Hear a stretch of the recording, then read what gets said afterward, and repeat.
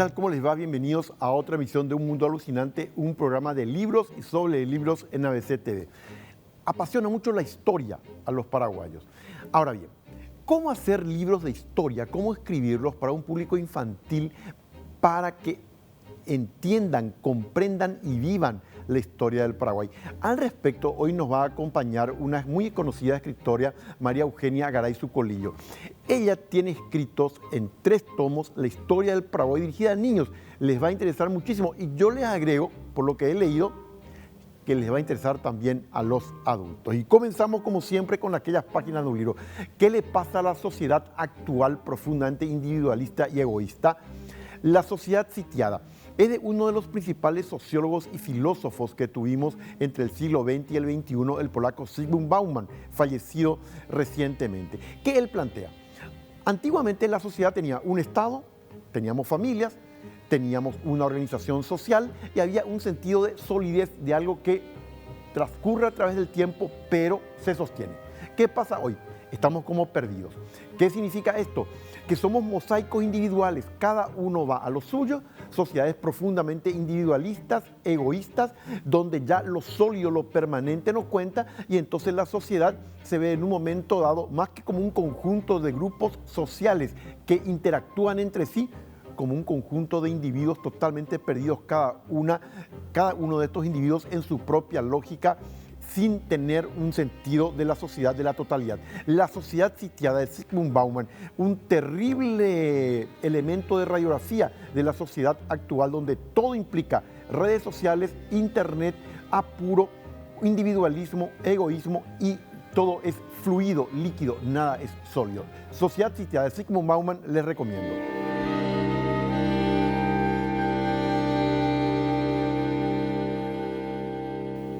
Si yo les digo Atrapado sin salida, con Jack Nicholson. Esta película, por cierto, que se basó en un libro de Ken Kesey.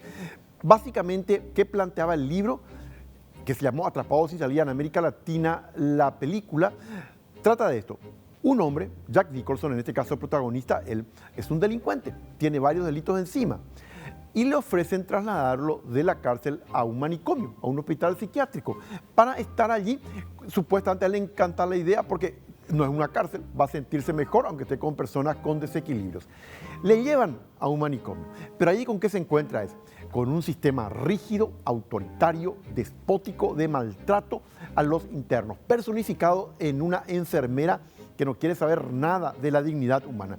Y este delincuente que se convierte en una suerte de líder de los que están allí internos con desequilibrios mentales para mostrarles, no, es posible otra forma de vida, nos tienen que respetar. Hay un pasaje de la película del libro emocionante cuando él se escapa, Jack Nicholson, y lleva a un grupo de internos, para utilizar otras palabras, de locos, a un paseo en un yate. Y ahí ellos se sienten vivir, sus rostros cambian. ¿Qué pasa después de esta serie de rebeliones de este hombre contra un sistema profundamente despótico? No les cuento. ¿Qué pasa con ese manicomio y qué pasa con Jack Nicholson?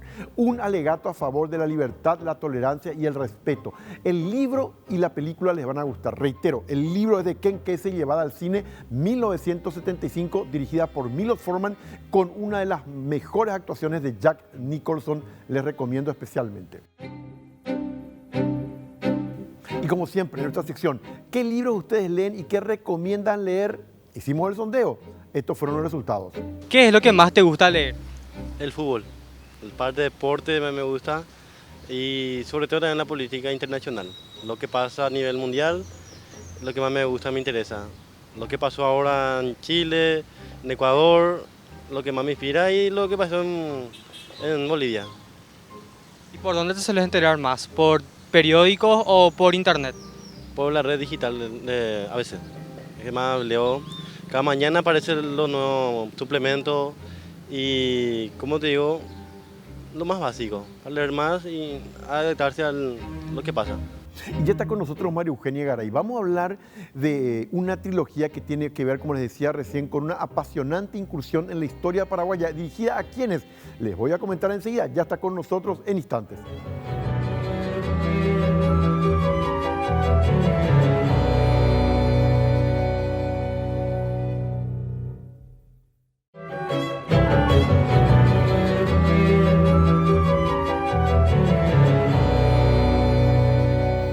Y tal como les prometía, ahora está con nosotros María Eugenia Garay Zucolillo. Yo sé que el tema histórico apasiona mucho y hoy vamos a hablar de 3 novelas que hay que entenderlas como una suerte de recorrido por toda nuestra historia. Y está la autora María Eugenia Garay. ¿Cómo te va, María Eugenia? Bien, Carlos, gracias por invitarme a tu prestigioso programa. Acá ustedes van a ver en pantalla 3 libros. Fíjense, Pantera de Onix, La Profecía del Cristal y Las Acequias del Tiempo. Contanos, María Eugenia, ¿qué significan estos 3 libros uno por uno? Bueno, cuando empecé a estudiar la historia, me llamó mucho la atención. La mayoría de los conquistadores que vinieron hasta Paraguay eran vascos. Entonces empecé a estudiar la historia de cómo se origina esto y descubro que el País Vasco se divide en 2 a raíz de que Fernando de Aragón se casa en segundas nupcias con una mujer que hereda la mitad del reino vasco de esa zona y la otra mitad hereda a su hermano que fue rey de Francia. Ahí comienza la decisión del País Vasco. Pero el País Vasco no se somete, entonces empiezan las luchas. ¿Y qué era lo más rico que había en ese momento? Y en ese momento Castilla, por el descubrimiento de América. Entonces la única opción que tenían las personas si querían progresar era venirse hacia Castilla y embarcarse hacia América. Y ahí empiezan los aventureros a llegar, pero era gente muy valiente. ¿Cómo se funda Asunción? Y Asunción se funda cuando viene con la expedición de don Pedro de Mendoza y sube a Yolas del Río porque ellos estaban buscando realmente la Sierra del Plata. Y ahí ya viene Irala. Bueno, y ahí empieza a derivar mi novela. Yo entramo como un realismo, una suerte de realismo mágico, porque invento que los brujos del altiplano embrujaban al viento y entonces ese viento le susurraba en el oído a los conquistadores oro, riqueza, plata, y entonces empiezan las expediciones efectivamente como para ir al Dorado. Y bueno, van, no logran, finalmente, viste que por ahí ya estaba Valdivia, ya estaba Pizarro, pero yo entramo mucho de la historia real con un poquitito de realismo mágico. Y lo que sí descubrí, Carlos, y eso me llamó mucho la atención, que muchos de mis ancestros estuvieron muy enraizados desde el comienzo de la historia del Paraguay hasta nuestros días. Por eso dividí en 3 partes la novela. ¿Por qué la Pantera de Onix la primera? La Pantera de Onix, porque la que está en la tapa es la nieta de Irala. Porque Irala, cuando se rebelan los capitanes españoles, 3 de sus hijas, él casa con la india Leonor, hija del cacique Moquiracé. Entonces, con 3 de esas hijas, él casa a 3 capitanes rebeldes. Y allí viene la hija, la india Úrsula, que casa con Alonso Riquelme Guzmán, que son padres de el primer escritor paraguayo, ¿verdad? Y sobrina del primer escritor paraguayo es esta que vendría a ser Elvira, que es un personaje ya que yo creo, por más que existió, pero no con ese nombre. Pero ella poseía como ciertas artes mágicas de los chamanes. Y esa pantera es una pantera que aparece cuando ella nace y cuando ella fallece desaparece. Y la gente acá decía, bueno, habrá venido de África, de alguna de las excursiones, porque en el Paraguay no hay panteras negras. Y ella poseía ciertas cualidades de curar con las manos, de muchas cosas. Y a lo largo de los 3 tomos, ella siempre es un personaje como una columna vertebral que va apareciendo y desapareciendo. Siempre la bella Elvira está de alguna forma presente.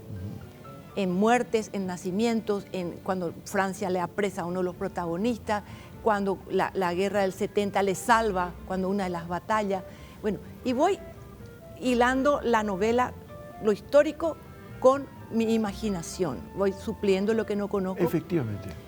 Y en el primer tomo es la conquista, va hasta la independencia, los comuneros, sí, la independencia, llega hasta el comienzo de Francia, el doctor Francia. ¿Y por qué la Profecía del Cristal, la segunda? La segunda ya abarca la guerra del 70. Muere Francia, cuento todo eso y abarca la guerra del 70. En el 62 vence los tratados de límite con Brasil y con la Argentina y se nos vienen encima. Eso se nos iban a venir encima. No le culpen al mariscal. Eso se nos iban a venir. Y detrás de eso estaban los intereses de Inglaterra, que le mandan a Edward Thornton al Río de la Plata. Y Edward Thornton es el que concentra en Punta del Rosario en 1864 al canciller brasilero Saraiva al argentino, y a Venancio Flores, que era un revolucionario apoyado por Mitre y por el imperio. Y en 1864, en junio, en Punta del Rosario, ya se firma el preámbulo de lo que va a ser el Tratado de la Triple Alianza para venirse contra el Paraguay. Y o sea, es real que cada vez que se cae una araña en el palacio es signo de mala suerte. Y ahí no estaba todavía el palacio porque el palacio lo hace construir Francisco Solano López, pero él ya no lo llega a ver. Y lo usan de caballeriza Mitre y los argentinos. Entonces yo invento que las arañas maravillosas del Club Nacional, que eran de cristal y plata, cae una de las arañas. Y al caer una de las arañas dicen, esto es señal de mala suerte. Y efectivamente viene la guerra de la Triple Alianza. Entonces yo voy hilando cosas de la mitología popular con reales hechos históricos.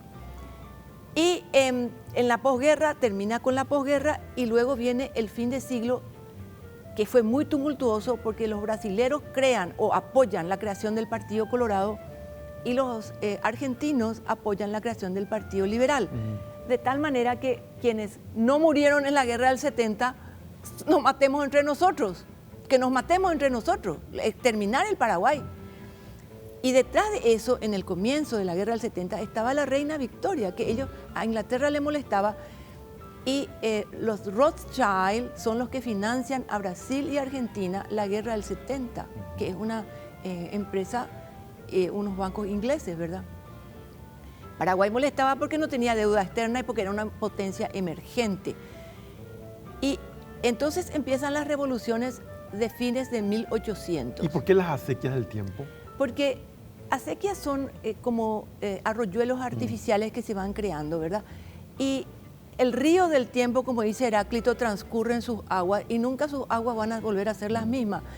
En las acequias transcurren las aguas, pero muchas veces fueron creadas esas acequias. Y acá fueron creadas muchas cosas por potencias extranjeras a las que el Paraguay le molestaba.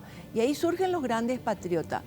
A fines de 1800 lo matan a Blas Garay, que es tío mío, porque denunciaba negociados y trapisondas en el gobierno.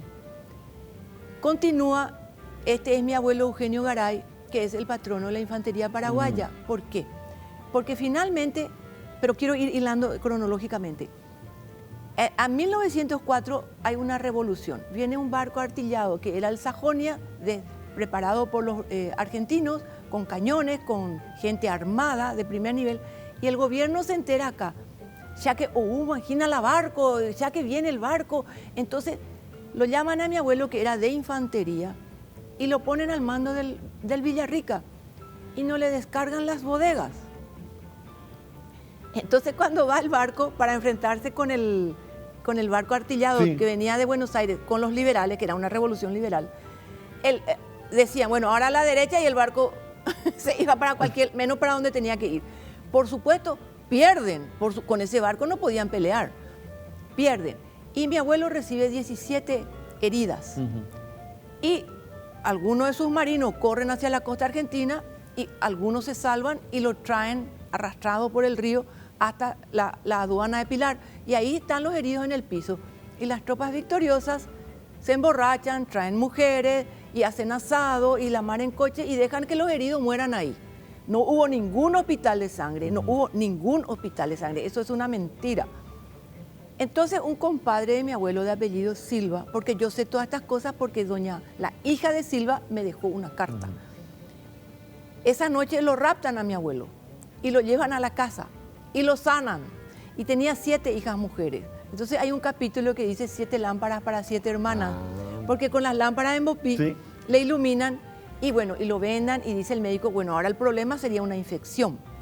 Lo cierto es que una noche que va, un amanecer que va una de las hijas, porque se turnaban, porque estaba moribundo, ya no lo encuentra, y encuentra una esquela que le dice, muchas gracias, don Fermín Silva, yo me voy, ojalá que nos podamos ver en tiempos más felices. Esa casa daba con un riacho, por lo visto mi abuelo, que hablaba muy bien guaraní, entró en contacto con algún canoero y se escapó a la Argentina. Bueno, ¿eso en qué época fue? 1904. ¿Cuándo la revolución? Cuando la revolución. Mi abuelo vuelve a actuar en 1922 en la revolución junto a Chirife, que había sido su compañero en Chile. Porque ¿Y este libro, Las acequias del tiempo, hasta dónde llega? hasta hoy. Hasta hoy. Porque este libro abarca también la revolución de la Candelaria y abarca también la revolución del 47. Y yo voy contando como chispazos. Interesante. Yo les recomiendo estos 3 libros porque, como decíamos con María Eugenia, vale para adolescentes, pero vale para adultos también, para tener justamente una visión de conjunto de la historia paraguaya. Y quisiera que nos muestre alguno de estos libros que tenés también ahí con nosotros, María Eugenia. Sí, cómo no, Carlos. Gracias. Yo hace un tiempo me dedico a la novela histórica y tengo publicados con estos libros 9 libros de novela histórica sobre el Paraguay.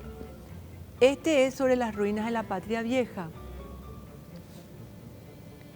Y acá yo narro los prolegómenos y la guerra del 70 tras una ardua investigación. Muy bien.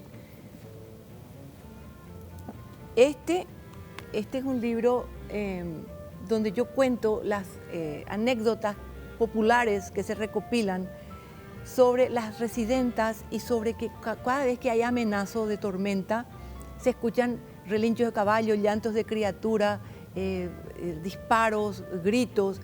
Y en este libro, que es como una novela policial, es un thriller, yo cuento, recopilo todas esas cosas, pero armo una novela donde el lector, si no conoce la historia de la guerra del 70, va a desconocer qué es lo que pasa, porque es un thriller. Y, por supuesto, siempre predomina lo mágico. En esta novela yo me documenté con cartas del mariscal López, con decretos, leí sobre la vida de él. Entonces yo le hago hablar al mariscal López, porque a él lo asesinan los brasileros en 1870 en Cerro Corá. Entonces él nunca pudo dar su versión de los hechos. Después nuestros archivos fueron saqueados, llevados al Brasil, hacían fuego con eso los soldados, vaya Dios a saber.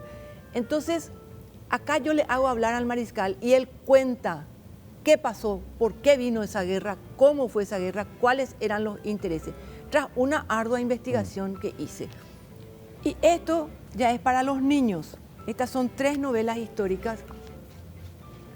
Esta primera es el 1811. Justamente esta novela se vendió con ABC Color en el 2011 como aniversario los 200 años de la independencia. Está profusamente ilustrada, es una... para niños. Este es para niños.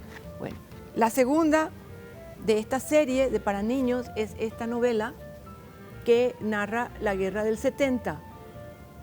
Pero tomo la batalla de Curupaytí, porque no me parece, si bien los niños tienen que estudiar la historia, si van a comprar un libro, digamos, de cuentos, no podés estar contando las tragedias horrorosas de lo que fue esa guerra. Entonces yo tomo la batalla de Curupaytí y muestro, acá está Díaz triunfante luego de Curupaytí. Unas ilustraciones maravillosas. Y finalmente, el tercer tomo trata de la guerra del Chaco y ahí cuento la batalla de Grendahue, que también fue una victoria resonante del ejército paraguayo. Muchísimas gracias, María Eugenia, muy amable. Bueno, gracias Carlos por la invitación. Al Muchas contrario, gracias. volvemos en instantes.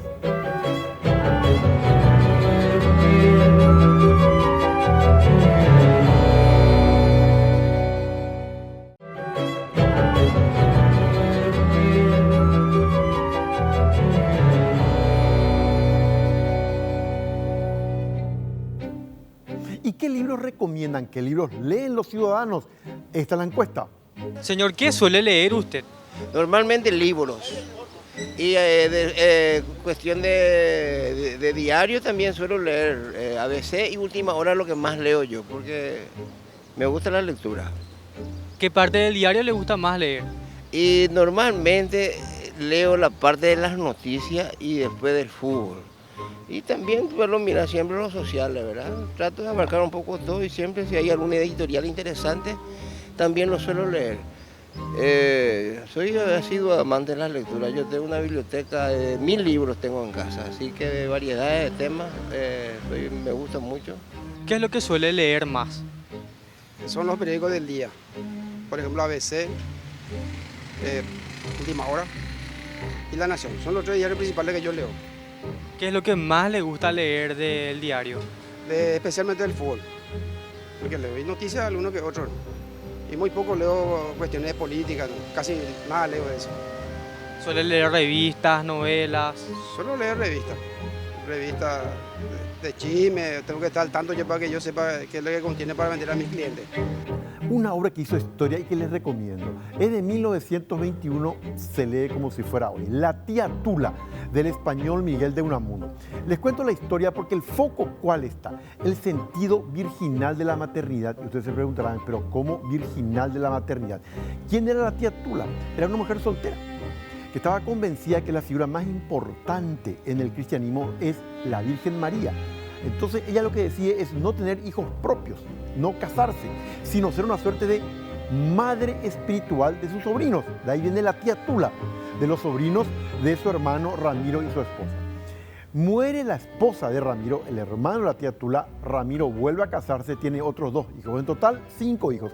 ¿Y qué es la tía Tula? La tía Tula es una suerte de mujer que vive para los chicos, para los sobrinos. ¿Pero qué esconde ella? Un tremendo conflicto. Ella está absolutamente convencida de la virginidad y de la entrega como si fuera una virgen a los sobrinos. Pero algo late en ella también. Late ese profundo sentido del conflicto. Y si yo también tuviera una sexualidad activa, porque es una persona que es virgen. Ese conflicto entre soy virgen, soy la mamá virginal de mis sobrinos, y la otra, pero yo también quiero vivir la vida que no he vivido. Ese rasgo de conflicto está en la tía Tula. La tía Tula de Miguel de Unamuno se lee como si fuera hoy, considerada entre las 100 mejores novelas españolas por el diario El Mundo de Madrid.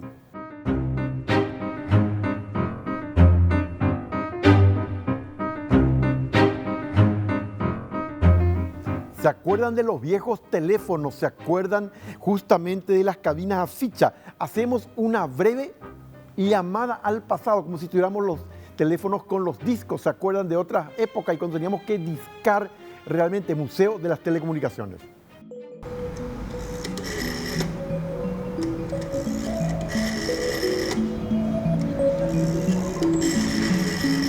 El museo fue inaugurado en el año 2013 y en él se pueden encontrar 110 piezas que marcaron un antes y un después en la historia de todos los paraguayos, principalmente en la forma en que nos comunicamos. En lo que respecta a las telecomunicaciones, nuestro país comenzó su historia con la primera transmisión a través del telégrafo de un mensaje que fue de Asunción a Villeta. Y en este museo podemos encontrar una pieza de telégrafo, también teléfonos de diferentes épocas, materiales de telecomunicación sobre la guerra de la Triple Alianza y también la guerra del Chaco.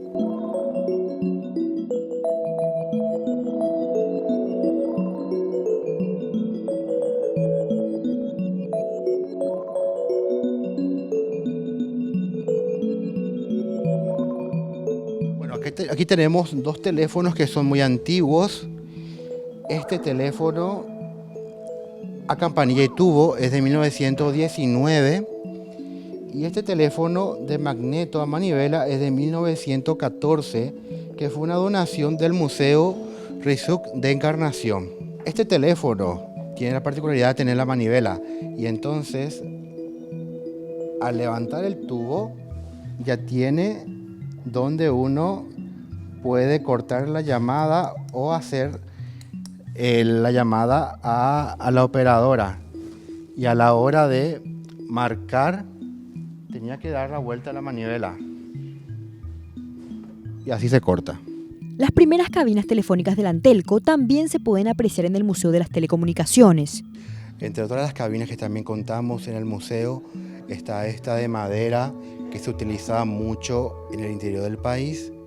Y dentro del habitáculo de la cabina de madera tenemos un teléfono que es a ficha con una guía telefónica también de la época. Este museo se encuentra en el edificio AIFRA en las calles Presidente Franco y Ayolas y está habilitado para todas las personas de lunes a viernes de 7 a 15 horas.